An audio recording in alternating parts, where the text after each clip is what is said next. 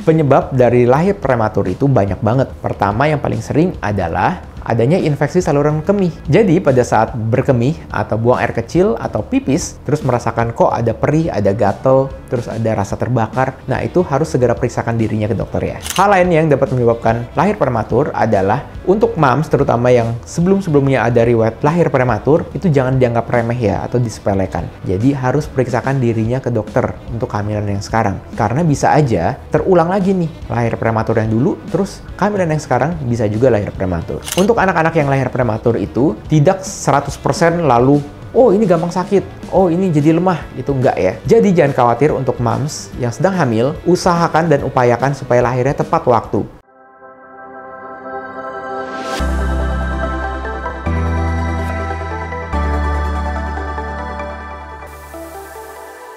Hai, kembali lagi di channel Dr. Kevin. Gimana, apa kabarnya semua? Semoga semua dalam keadaan sehat ya. Kali ini buat moms yang lagi hamil, saya akan memberikan tips-tips gimana caranya untuk mencegah lahir prematur. Tapi seperti biasa buat kalian yang baru pertama kali ketemu dengan channel ini, jangan lupa ya, dukung channel ini dengan cara subscribe. Tinggal diklik aja tombol subscribe di bawah sini yang tulisannya warna merah, dan juga nyalakan loncengnya supaya setiap kali ada video baru, kalian langsung dapat notifikasinya.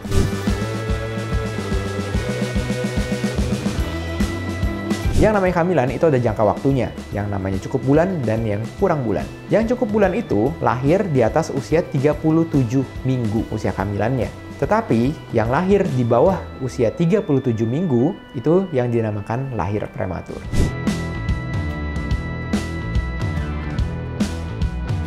Penyebab dari lahir prematur itu banyak banget. Pertama yang paling sering adalah adanya infeksi. Infeksi itu bisa di mana aja. Misalnya adanya keputihan yang menyebabkan infeksi, itu juga bisa. Atau adanya infeksi saluran kemih. Jadi pada saat berkemih atau buang air kecil atau pipis, terus merasakan kok ada perih, ada gatel, terus ada rasa terbakar, nah itu harus segera periksakan dirinya ke dokter ya. Lalu infeksi itu juga bisa, misalnya infeksi dari rongga mulut atau ada gigi yang berlubang. Nah itu juga bisa menyebabkan lahir prematur. Jadi jangan dianggap remeh untuk moms yang lagi hamil terus ada sakit gigi nih, ada giginya bolong. Nah itu harus segera periksakan dirinya ya ke dokter gigi. Hal lain yang dapat menyebabkan lahir prematur adalah untuk moms terutama yang sebelum-sebelumnya ada riwayat lahir prematur, itu jangan dianggap remeh ya atau disepelekan. Jadi harus periksakan dirinya ke dokter untuk kehamilan yang sekarang. Karena bisa aja terulang lagi nih lahir prematur yang dulu, terus kehamilan yang sekarang bisa juga lahir prematur. Penyebabnya antara lain adalah lemahnya dari mulut rahim. Jadi ada yang namanya mulut rahim.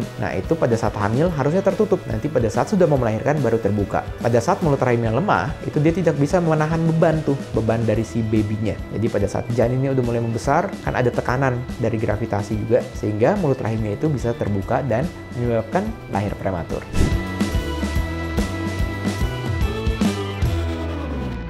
Tanda atau gejala yang paling sering moms bisa alami adalah perutnya kenceng-kenceng tuh. Jadi pada saat trimester kedua, memang moms sudah bisa merasakan namanya kontraksi palsu. Tapi ingat ya, harus bisa membedakan mana kontraksi palsu dan yang asli. Nah untuk linknya sudah ada nih, tinggal klik linknya di sini. Karena sudah dibahas di video itu, gimana cara membedakan kontraksi asli dan yang palsu. Sekilas, untuk gejala yang dapat moms rasakan adalah perutnya kenceng-kenceng terus. Padahal usia kehamilannya masih di bawah 37 minggu. Jadi pada saat perut moms tuh merasakan kenceng atau keras, terus 2 menit kemudian atau 3 menit kemudian keras lagi, dan terjadi selama 1 jam, nah itu sebaiknya moms harus langsung segera periksakan dirinya ke dokter ya.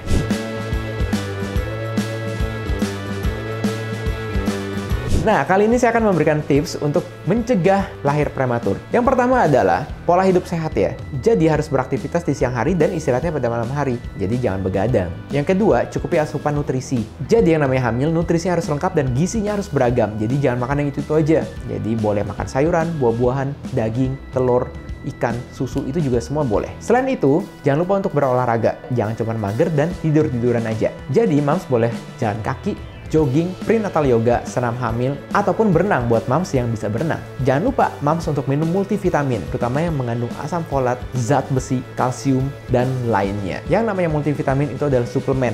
Jadi moms harus makan makanan yang bergizi ditambah dengan multivitamin. Dan jangan lupa juga untuk memberikan jarak antar kehamilan ya. Minimal boleh dikasih jarak 1 tahun sampai 2 tahun.